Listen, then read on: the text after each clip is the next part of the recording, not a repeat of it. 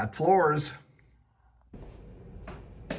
Hey guys, it's Andy. Welcome back to Rust Wars. Today we are going from holy floors to unholy floors. We're going to use our swanky, freshly restored bead roller here to turn an old 18 gauge filing cabinet into a pair of perfectly fitting floor panel patches.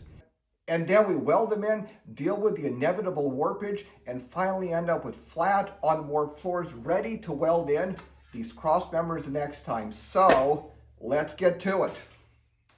So I guess I need to make a floor for this car. I looked around and I think I'll go ahead and just cut it out of this filing cabinet. It's 18 gauge, so yeah, let's do it.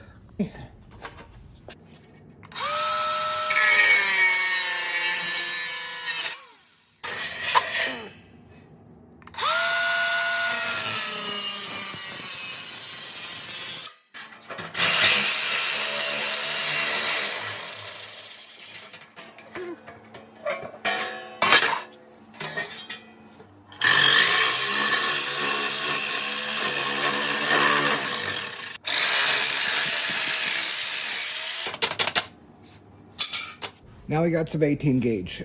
Totally not square anywhere, but that's okay. We can work with it.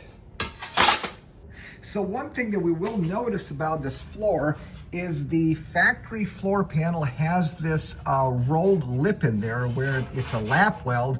I am now getting to use my bead roller for the first time. So this is the one that I spent a little while restoring with the cool handle on it and so forth, and I'm using these offset dies, and this is the first time I've ever used one of these, and I made a couple practice rolls here, and yeah, totally matches the factory pattern. This is so cool.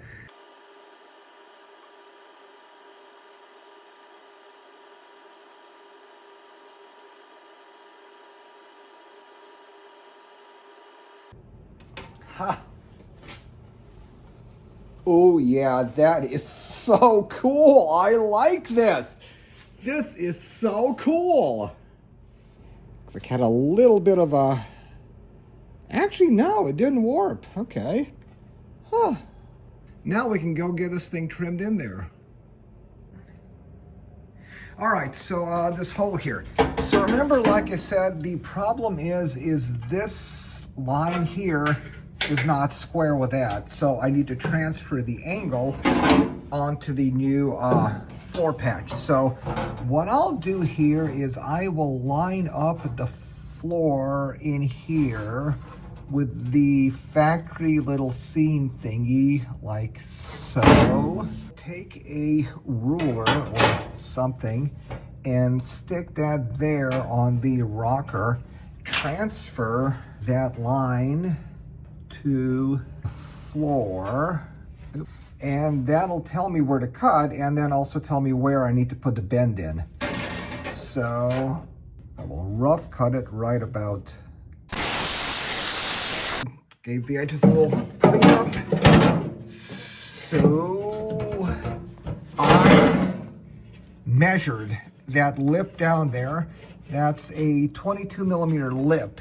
So what I'll do is mark 22 on the inside of this, and then we'll hit this with the bender over there.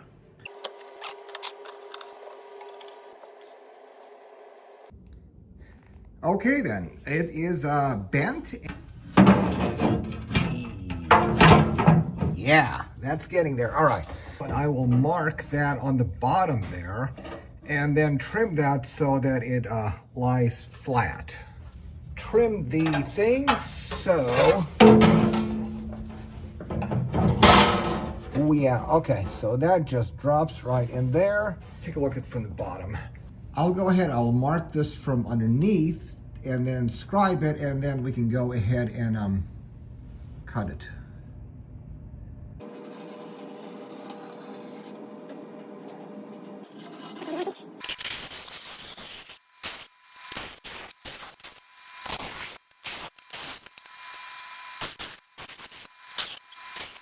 Rough cut of the bandsaw, final cleanup on the grinder, and this now fits super great. Because I can't mark this from the back side, I will just use some paper here.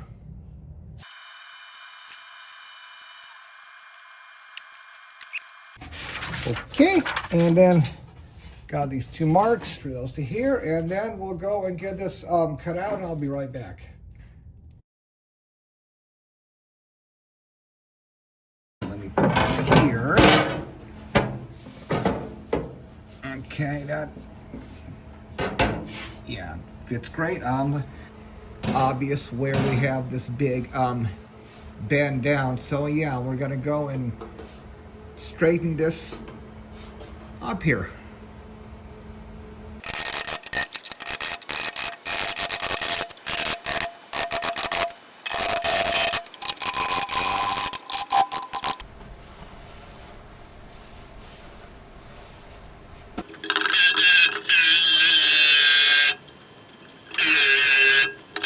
Shit, that's actually not bad at all.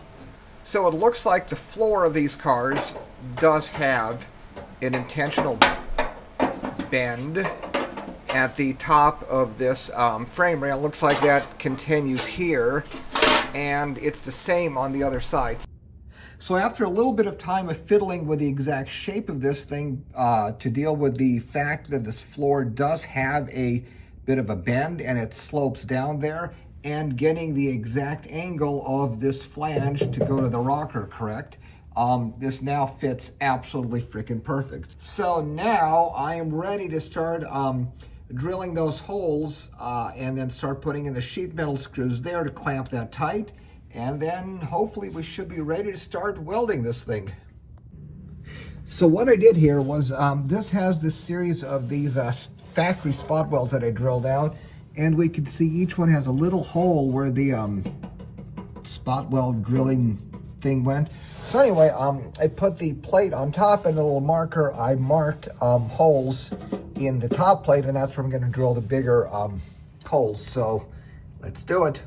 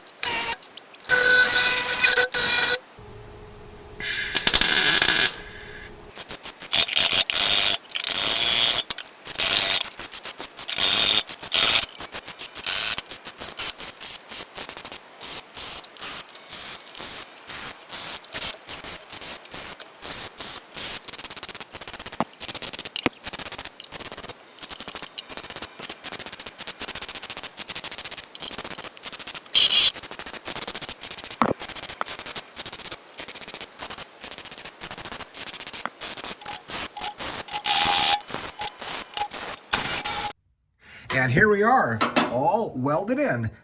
The stitch weld looks basically pretty okay. I did get a little bit of a bulge there in the middle, and that's because this weld did pull and sort of V'd along its length. Once we just grind that down and planish it down, that will straighten this out, and that should get that little bulge here in the middle to go away. So let's get cracking with grinding.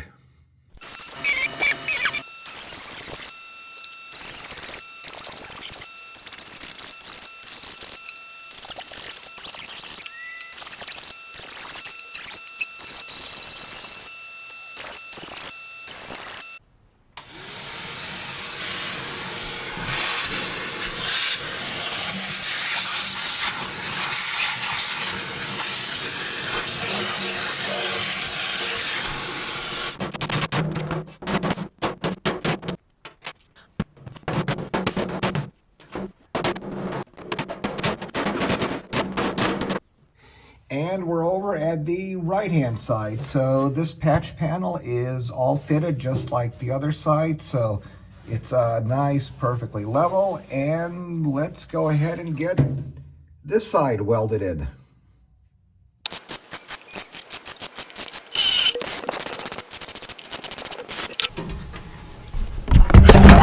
Ow! Well, oops. All right, that's obviously a bad place for the camera, so.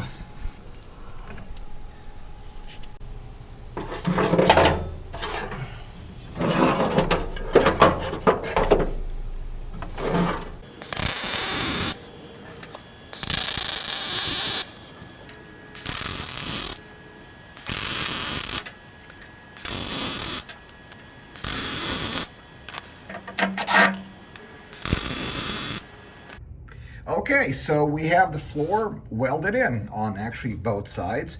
I ground down the top of these welds and I did some initial planishing to stretch this out. So this is really smooth, but unfortunately this has some warpage in here from a combination of the warpage from welding and the warpage from the original crossmember where it was spot welded in here, and I had to chisel it off, so I probably put some warps in there. The whole bottom of the original one, the whole bottom was completely rotted off, so who knows what happened there.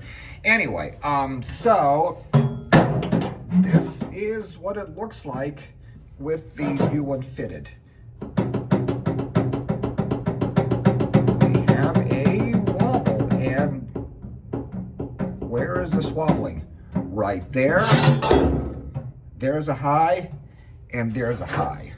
So we can look at that with a straight edge. So it's not, if I look at each one individually, you know, it's not terrible, but we can see we need to move this area down, probably move this area up a little bit. So what we're gonna do is a hammer off-dolly. We want to move the floor. We don't want to do any stretching on this. We just want to push it into the right locations.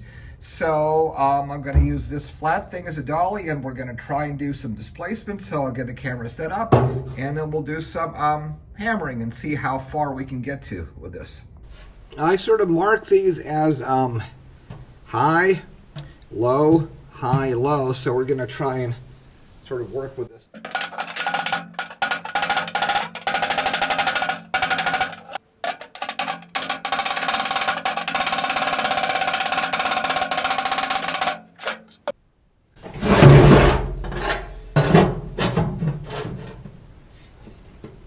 Wow, that already moved quite a bit.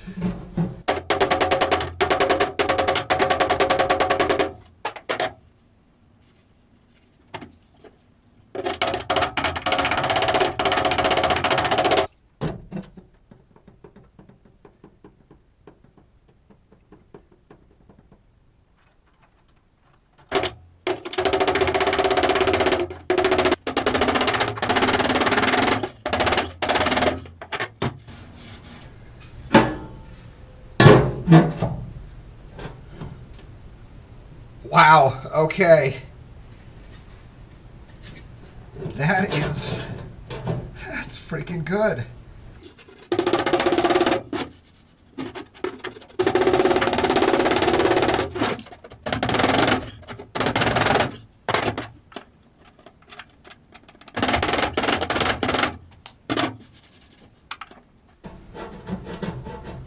So what I'm doing here,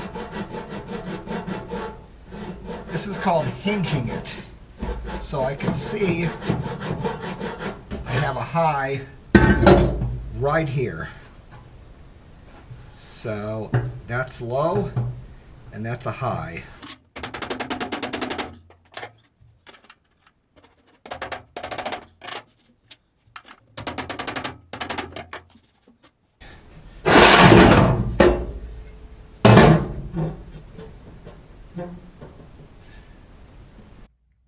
After some hammer and dolly action, we have a flat floor. So this fits really well now. There is no wobble at all. There's basically no gap at all on front and back. So we now have the floor as a good solid flat plane. and at the right angle with these, so we'll take care of these next time. But that floor is good, and did the same thing on that side. So cool.